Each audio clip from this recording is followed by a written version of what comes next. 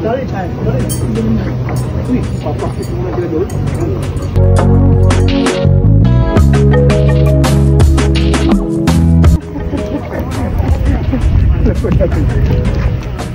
Uy, Andrew, saan ka na? Andrew, ikaw lang kulang dito. Ikaw naman eh.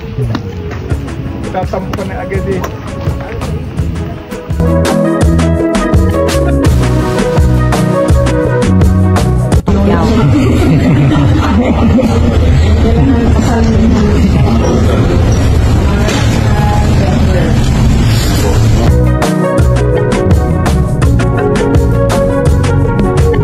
Mag-asawang Jinky at Manny Pacquiao magkakapo na raw matapos ang balitang namanhikan sa pamilya ng girlfriend ni Jemuel. Kung bago lang kayo dito sa aking YouTube channel, huwag kalimutan mag-subscribe at pindutin niyo na rin ang notification bell para ma-notify kayo sa ating susunod na video. Maraming salamat!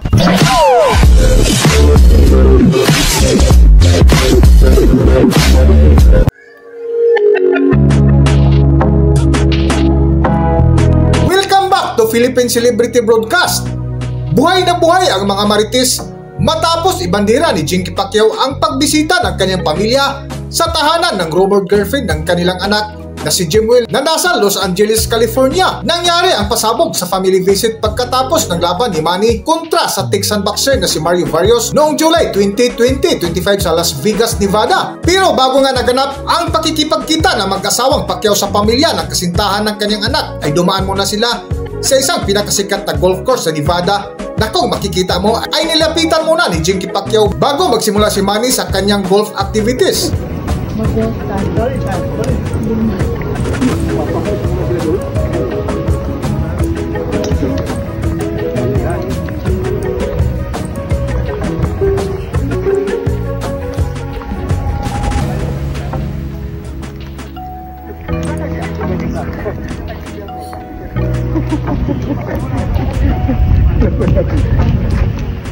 Uy, Andrew, saan ka na? Andrew, ikaw lang kulang dito. Ikaw naman eh. Tatampo ka na agad eh.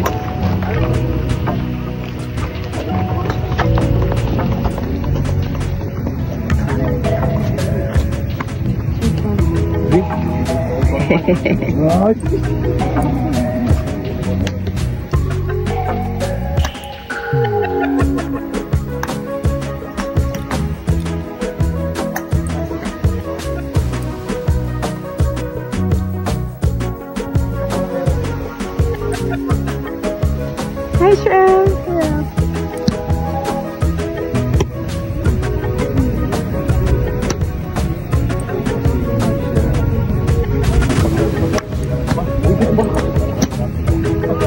Layo ah.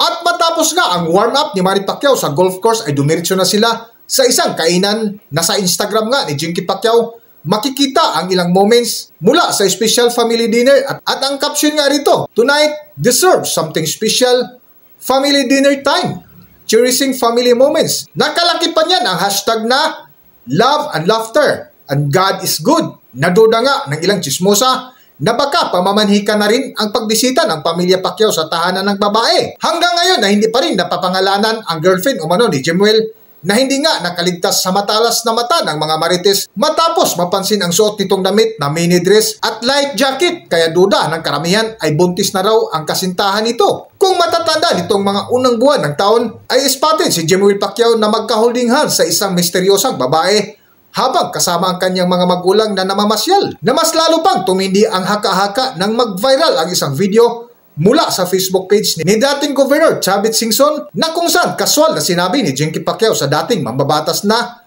magiging lola na ako, kasal muna mga November. Para sa highlights ng ibinuking ni Jinky Pacquiao, narito ating panoorin ang highlights ng video.